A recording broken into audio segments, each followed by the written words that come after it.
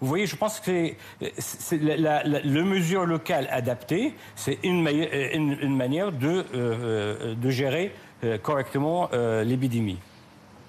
Pour vous, en revanche, ce confinement le week-end, ça n'est qu'une première étape.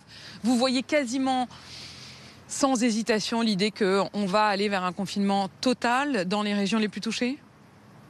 Alors, il y a un point positif qui vient pas, c'est pas par hasard, il y a aussi les vacances scolaires. Ça veut dire que le virus va circuler moins dans les écoles, ça peut réduire la flambée dans les Alpes-Maritimes, mais probablement aussi le confinement le week-end. En plus, ça a été décidé pour 2 week-ends, probablement par des négociations aussi, plutôt par des considérations uniquement sanitaires. Probablement, on va se diriger vers un confinement strict qui a été préféré si ça a été décidé rapidement et dès cette semaine. Mais on peut aussi un confinement strict, mais nouvelle génération. C'est-à-dire que avec c'est quoi un confinement nouvelle génération?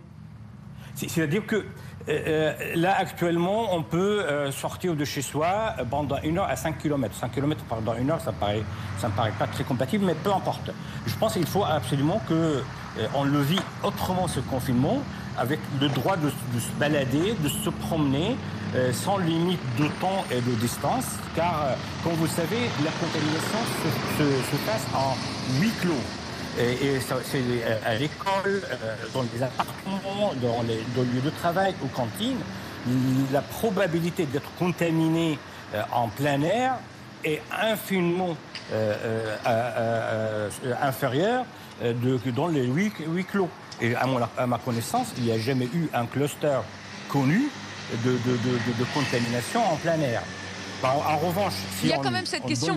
Il y a quand même cette question. Vous parlez des huis clos, on parle aussi beaucoup des contaminations intrafamiliales. Ici même, à Nice, il y a ce quartier qui est le quartier de l'Ariane, où on dit qu'il est aussi l'un des principaux foyers de contamination aujourd'hui.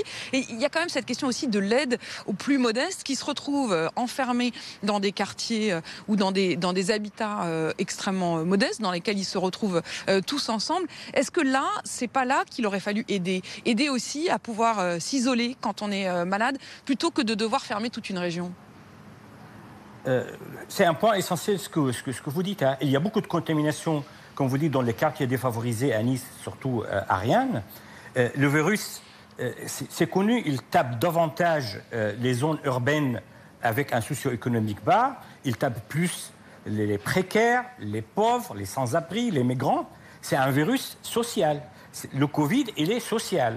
Et ces populations qui s'entassent dans des appartements exigus, et en plus, ils ont moins le réflexe de se faire tester, d'aller se faire tester pour savoir qui est malade et qui n'est pas malade, et qu'il faut plutôt aller vers eux, tester massivement, leur proposer aussi des solutions adaptées d'isolement pour les positifs et pour les cas contacts, et prévoir aussi des compensations financières pour pouvoir respecter l'isolement.